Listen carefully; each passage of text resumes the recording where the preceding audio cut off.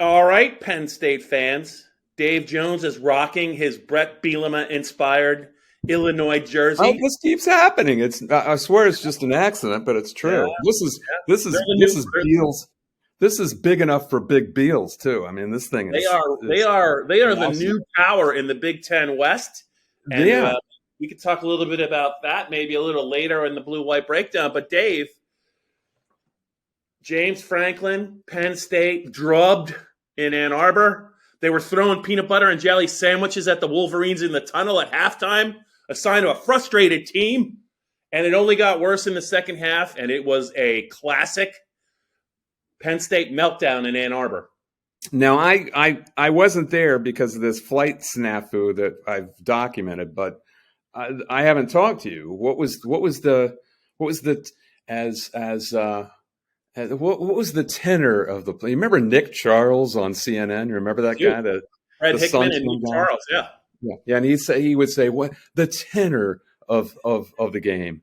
He's a little like Roy Firestone, sure. Yeah, very Okay. Royce Firestone. A Roy wannabe. It was, Yeah. it wasn't super duper. You're right, Dave. It wasn't super duper loud. Penn State wins the toss. They defer, and calamity ensued. It was literally from the first snap. They were mauled at scrimmage. I mean, it was. I thought it was even worse than the final score indicated, and they just have no answer out in Ann Arbor. That 2020 game with no fans, and Michigan was all beat up. I don't really know how much that counts. They cannot handle Michigan and their power on the road. It was something. And James, in his ninth year, James admits they're too small, and I was like, okay, all right. See that? This is where we're going here. This is where I'm going. I mean, and he had me buying it. I don't know if you bought it or not, but around 2016, I think, is when we started seeing a lot of rule changes, the targeting rules, flags for that, more very intense protection of ball carriers and quarterbacks. It became fashionable among not just James Franklin, but a lot of college football coaches that the game was going to become the Big 12. It was all going to be 7-on-7. Defenses should be lighter and faster. And you'd see players like Shaka Toney, who probably should have been a linebacker, becoming a defensive end. You saw people like Jonathan Sutherland, who definitely should be probably a DB, a safety, becoming a linebacker. And that's what they have espoused for years now. And here we are. Do you think that was a fallacy all along, or what? I think there was a little something to that, Dave. I was thinking about that this week. James Franklin has always coveted, right, speed and athleticism. They're so proud of how they look out in the combine when they're the combine. To a fault, right? Yeah. But you know what? As well as he has recruited at some positions, he has never been able to recruit big athletes, big 5-star athletes that are 300 pounds that can move, whether it's along the offensive line or those defensive tackles. Right. Brian Bresci, or I hope I pronounced that right. Guys like that. And those are the guys in the big games against the big teams that you need to have, and they don't have them, and that always shows up at least in one game a year. And if they have to play at Michigan, it's going to show up real big. And when you think of those guys, who do you think of? You think of the SEC, because they're all over the SEC, and they're fairly rare in the Big Ten. You get them at Ohio State, certainly, but even at Ohio State, they've had years where they didn't really have them. They're depending on other types, smaller types of quicker guys. Michigan certainly has them now and never went away from it under Harbaugh because that's who he is. But that is an SEC type of ball player, and Penn State has never had him. And at scrimmage, they've kind of gotten by with guys who are undersized. But you've got a guy. I don't know if you went back and watched the tape, but the Donovan Edwards run that really busted it open. Mm-hmm. They just wiped out the entire side. There was no one for. I can't remember if Adisa Isaac was over there or who, but that's a perfect example of a defensive lineman who would never make it in the SEC. You agree with that? I'm not even sure he was on that side, but anyway, it was wiped out, and Edwards just flew through the hole. Yeah. There was no flank for him to deal with. Yeah, if you look at Penn State's starting defensive line, other than PJ Mustipher, you could say everyone is undersized. Whether it's Nick Tarburton, whether it's Chop Robinson, whether it's Akeem Beeman, whether it's Adisa Isaac, those guys are giving away significant weight. And Dave, what is compounding Penn State's problem now as the season unfurls? How do you like that word? I would have used unfolds. I think it's a little flamboyant, but go ahead. Can a flag unfurl? Anyway, I could unfurl the flag. I'd rather just unfurl the flag. As the season unwinds, Dave, they cannot score now. So they can't get a lead. They can't force anyone to maybe do some things they don't want to do. There's no pressure on the other team, and if they're not going to protect the football, or Sean's not going to be accurate. This is exactly what happened last year. I mean, it literally is the exact same thing that happened last year. And I just wonder, honestly, as good as they looked early, they have not really played well since the first half of the Central Michigan game. They just haven't. They haven't looked like the same team that was at Auburn. But you talked about it after the Auburn game. Manny Diaz did not fear that quarterback. He dared that quarterback to try and beat him. I think now teams are daring Sean Clifford to try and beat him, and they're ganging up on the running game, and Penn State can't do it. Yeah, the Big Ten is known for substandard quarterbacks after you get by about the top 5, top 6. By the way, Tommy DeVito is all of a sudden like one of the elite quarterbacks in the league. He's actually playing pretty well. What are we going to do if Bielema is the national coach of the year? What are we going to do about it? I'll stay away from the banquet table. What are you prepared to do about it, Dave? There's going to be a banquet. I will report back actually from Los Angeles because I'm going to go to the national title game and I will be at that awards presentation. Yeah. So I will give you a full report on what happens there. He should be in a full sweat for that thing. So be careful. He's going to be all lathered up, man. Don't get too close. But anyway, we're talking about a couple of teams here. We could get into which way do you want to go here? We could get into. I'm hearing a lot of fans talking about they should fire Franklin, get Matt Rule. Do people understand exactly what that contract that Sandy Barber signed him to entails? I mean, it's guaranteed money. It's not just a few $1 million. What's the buyout? We're talking about 9 years times $7 million. That's $63 million if they did it in this calendar year, which is when you have to hire a coach. You got to hire him in December. You don't get the coach you want. So unless Terry Pagula and Ira Lubert and like 5 of their friends get together and chip in $60 million, $10 million each, that ain't going to happen. So they are stuck with him. I just want to establish that unless there is some sort of donor consortium that nobody announces and it goes sideways. I don't think it can go sideways enough for that to happen. I mean, no one's just handing out $10 million checks. Glad you brought it up. And also, Dave, I would add, I don't know, I think you heard the same thing I did. These guys, these donors with deep pockets were not exactly consulted on this extension to begin with. No, they weren't. Like, hey, you know what? I mean, if we're gonna buy them out, we would like a little say in the process. Yeah. I'm sure they're not happy about it. No, and I know for a fact they weren't because we know the same people, and I told you I was informed that he'd had that contract on his desk for 3 weeks. I didn't print it. Because when I ran it by the guys who know the chieftains, the giant donors, they said, absolutely not. That is never going to happen. We're never going to sign him to a set 10-year contract. Well, then 3 weeks later, it happened. So that means they were completely blindsided. And they were. And are you going to throw a life raft to a program that did that to you? I don't know. Yeah. So anyway, that's a good point. So it's not like there's just like a one lump sum buyout that's going to just pay it up front and then bring in No. whoever they want. But yeah, I just I just think that Sean Clifford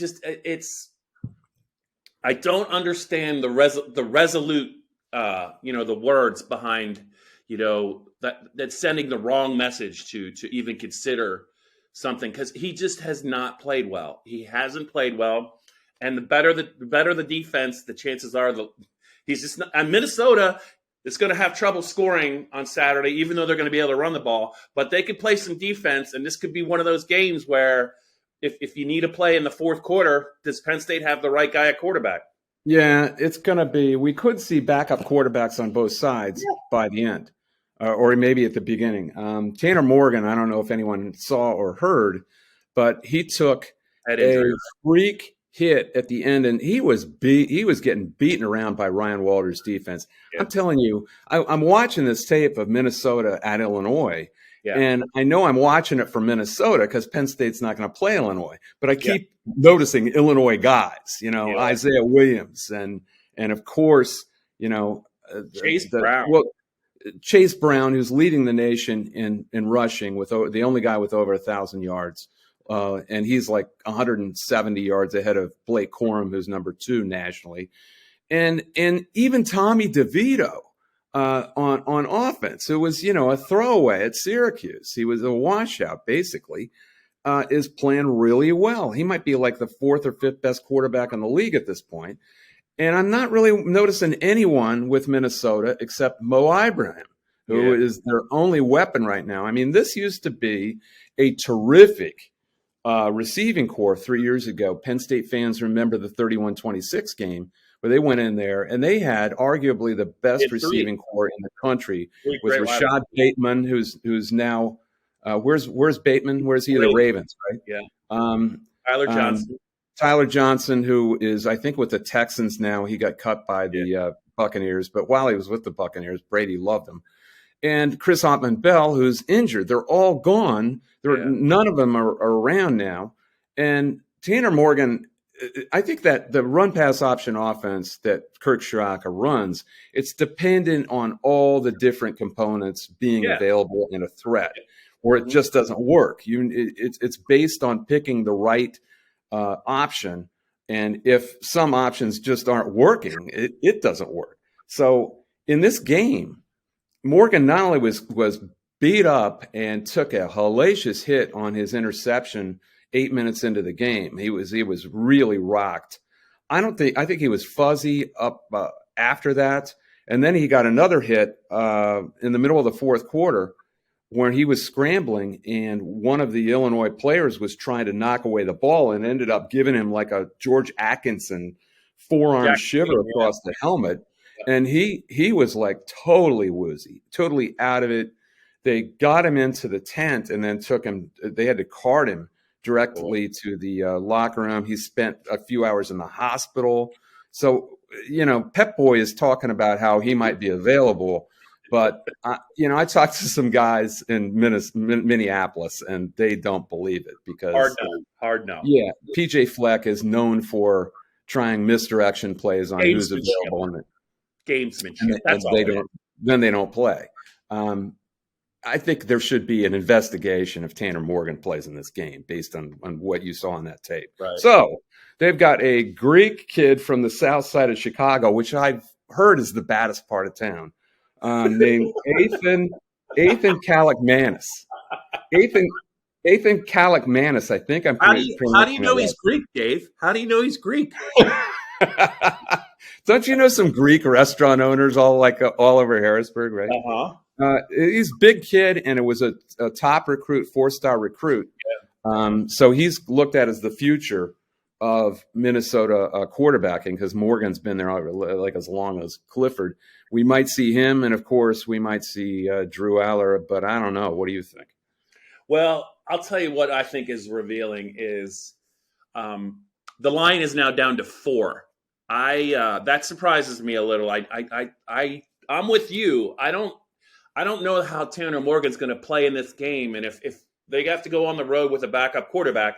Now, I say this almost 1 year to the day after Bielema and Illinois came in and Yes. just whacked them. And you're thinking of that. You're thinking of that game, aren't you? You Yes. know, If you're Kirk Shiraka, why wouldn't you just watch the tape of that game and try and do the same thing? Run the ball, run the ball. You've got a primo running back Yeah. who is the one component of that offense that's a threat. Your wideouts can't catch the ball. I mean, they haven't had any dependable wideouts there. Morgan in the Illinois game, his stats, and he played like 7/8 of the game until he got knocked out. Let me see if I can remember this. 4 of 12 for 21 yards passing. Yeah. That's what he did. So even with Morgan, they've only scored 24 points in the last 2 games total against 2 pretty good defenses. Purdue's defense is better than people think, especially their front. And they have really been rocked and knocked around. Why wouldn't you just run the ball with Mo Ibrahim and see if you can shorten the game, keep the ball? Because he's really good. He's the one component they got that's really good. So the line is 4. It opened at 5.5. So all the money is on Minnesota as we talk. The other thing, Dave, I wanted to bring, I just feel like we got to bring it up, and I feel like we're ganging up on him. But my sense is because it happened late in the Northwestern game. If Sean starts slowly, it's that atmosphere I just think it could get a little uncomfortable. I really do, and I just hope hopefully it won't, but I think they're ready. I think these guys are about ready. They've had enough. The fans. Yeah, and can you think of a whiteout game that was more ill-suited to be a whiteout game than this? Whiteouts are usually this slow build to a big celebration, and sometimes they win, sometimes they lose. They're usually against Ohio State, but TV's running everything now, and Fox made the Ohio State game a noon start. Big noon. Yeah, like anybody wants to watch Urban Meyer some more. Is that unwatchable or what? That's just I refuse to watch. Oh my God! I'm never going to watch that. I just it's people that are on that show. I'm just no. It's a hard no. Oh, yeah, he came on with sunglasses on Saturday. I was hard to deal with. Anyway, they're running this thing, and that's why this is basically why this is the whiteout, and Ohio State isn't.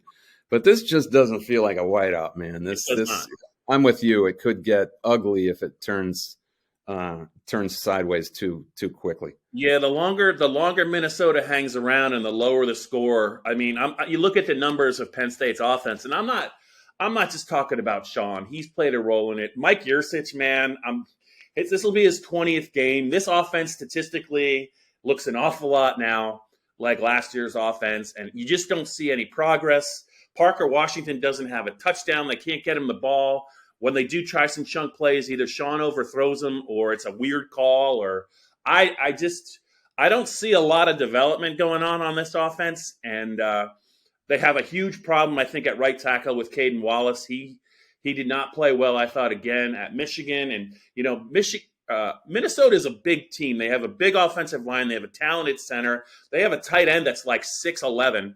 I think you're exaggerating, Bob. I think he's 6'7". They list him at 6'7", and I know he's pretty highly ranked. They just have the kind of components that if Penn State doesn't play a clean game, I mean, they couldn't put Northwestern away. Northwestern actually, that was that game, 17-7, and Penn State had to make a goal line stand, or it might have been 17-14. And let me tell you, that is the worst team in the league. There's no question about it. That is a bad team. Yeah. They can't even keep their recruits now. I mean, they've actually had the 4th rated recruiting class for 2023 of commits. Yeah. And one of those guys said, see ya. I guess God told him to decommit. So he said he's in a tweet he put out on Sunday. It's really bad there. So that's a pretty good gauge. You can't go against God. You can't go against God. Pretty good gauge of where Penn State is the last 2 games. Yeah, it does feel like going into Illinois last year, except no one dreamed that could happen, and then it did. Yeah. I don't think that Ryan Walters has really built something with Illinois' defense, and I don't think Minnesota is in that sort of condition where they can dominate this game with the defense. They'll have to do it with Mo Ibrahim, and he's a really good back. So if Penn State's front is as beat up and bruised up as they looked at the end of Michigan, Yeah. That's the way to go. That's the way to go for Kirk Shiraka. Forget the RPO. It's just there's no options. There's one option, and give it to Big Mo and let him go to work. Dave, just remember after Illinois beat Penn State last year 9 overtimes, I'm almost positive they lost at home to Rutgers the next week. So that was not that special of an Illinois team last year that did it to Penn State. Yeah, that's a good point. I mean, they lost to Rutgers at the home. What are you laughing at Rutgers? Yeah, I am a little bit. Rutgers defense this year is pretty good. I'm sure you haven't watched them, but they're Can't wait to see it. Their in offense, a couple of weeks. Their offense is pathetic, but their defense is pretty legit. And I don't think any game at this point for Penn State is a tap in. It's shaping up. We're back to the exact same. I know. Is this 2021? What is going on? What does this make you think of? It's cold out there. It's cold out there. And it is cold out there. It's Groundhog Day, man. It's Groundhog Day.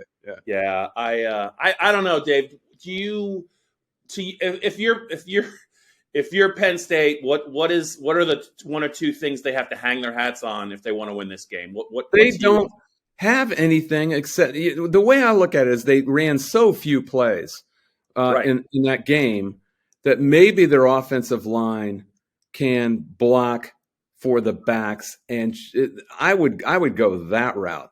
The other thing that people never talk about, the inertia of this offense, which hasn't been that bad actually statistically.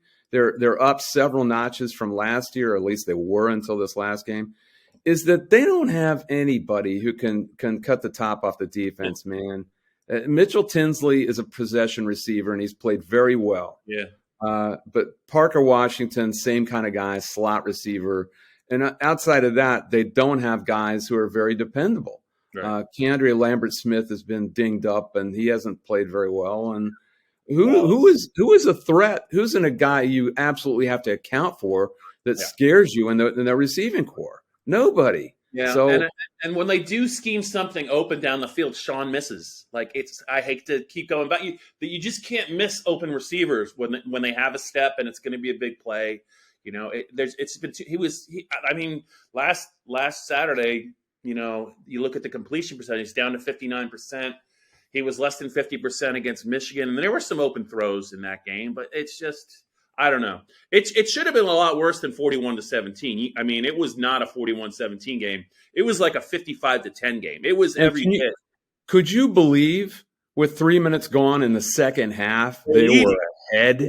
They were ahead. Have you ever seen a game that incongruous with the score in your life ever? Because I can't even think of a game comparable to it. Yeah, and then you know what? I give Michigan. They just stayed. They didn't panic at all. You know what? They just went with what they were going to do. And Penn State's defense was on the field for 50 snaps in the first half, and they didn't have their legs. They didn't have their arms. They didn't have anything. They're getting wiped out at scrimmage. And they were hanging in there. The first two quarters the best they could.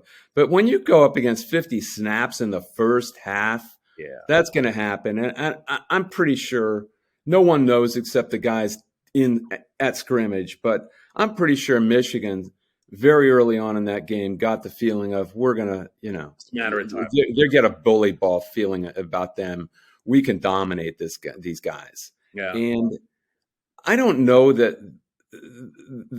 didn't have like the complete dynamic over the entire game, that whole feeling. And all of a sudden you're in a stage where Penn State's only lost one game. They've lost one game. They're going to be favored in this game. Yeah. Aren't they going to be favored in every game except for Ohio State? Probably. I would imagine Maryland's at home. And they just lost their quarterback for a couple weeks. I don't know if Tunga Valoa will play against Penn State. That's because that's a few weeks off. But I mean, who are they not going to be favored over? You got at Indiana and at Rutgers are the other two road trips. Michigan State at home. This is on paper a 10-2 team. Yeah. The only question is if James Franklin and his staff can get their heads right. Because when you get demoralized like that, like that, you've got to want to play the rest of the season, or things can go really, really wrong. Yeah. I mean, the wheels can come off. So this game is vitally important in a completely different way than the one, he's referenced already the 2016 Minnesota game after they got clocked at Michigan by 39 points. Yeah. Well, this is a completely different situation because the East is not available to them. That's very clear. Minnesota is kind of on a downside. They're not a big threat. All you need to do is get your own guys together, and you can win this game. Can they? Because if they lose this game, everything can come apart. I thought it was I was talking to some guys after the Franklin press conference. I thought it was interesting that maybe you don't. So Mike Gesicki was the guy who got his spirits up after the with his text about 2016 and 49-10. After they get physically manhandled, maybe the least imposing physical player on Penn State's team in 2016 tried to get them all excited. I thought that was pretty good. Well, he's feeling pretty good. Receiver, a great player, but he never really blocked anyone. He's feeling pretty good about himself, I imagine, about now. He's making some coin. He's had a great career, but when you think of Mike, you don't necessarily think of physical football.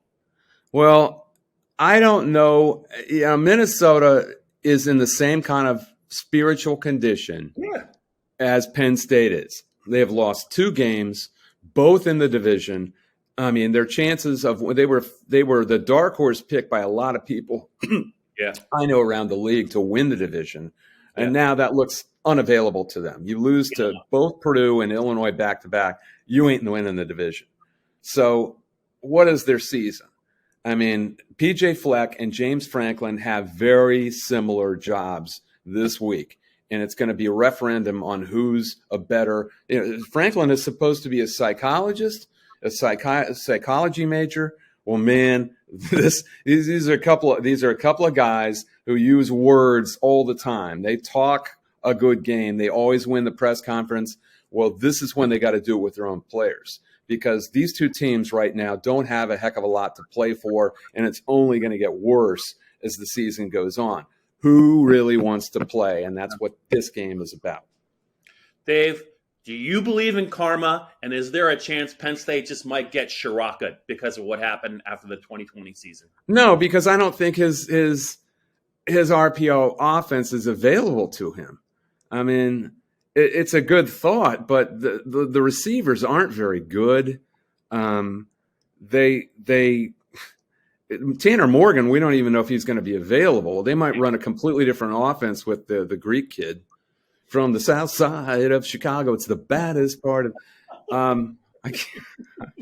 One time I heard bad Leroy audience. One time I heard bad Leroy Brown done by Guy Lombardo and his Royal Canadians during the New Year's Eve celebration, and I'll never forget it because the guy's singing it. The guy's singing it. It's like 1972, and he goes, "It's the baddest part of town."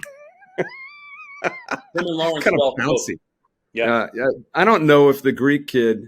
I got to say his name again. I think we're going to see him because I don't think Morgan's going. Don't hurt yourself, Dave. It's a tough pronunciation, man. Kalakmanis, Ethan Kalakmanis, 6'4", 205, was Phil Steele's number 27 rated quarterback in the whole country. He's got to be pretty good. All right, I like it. So we'll see if we might see if he's the better backup quarterback than Drew Aller. The other thing, when I think of Drew Aller playing now, wouldn't you be constantly looking to your right if you're Drew Aller? Go back to pass? Yeah. And Bob, he's not his life against Michigan in the second half. That was he is not mobile. He is not. They can't run the same offense because he's a lot more like Big Ben. That's what he's supposed to be. Steve Bartkowski. I mean, they better not try to make him he ain't Trace McSorley, that's for sure. So the longer this tenure of Franklin goes on, the more I think how much this was camouflaged by Saquon Barkley and Trace McSorley, who were magicians, Houdinis at getting out of trouble as soon as they got the ball. I mean, how much of it was camouflaged in 2016 and 2017? And then when they left and they were gone and it's 2019. And now 2019 is the best case for this team. Yeah, so what's your pick, buddy? What do you got? I had a hard time picking this game. Yeah, I haven't written it yet, but man,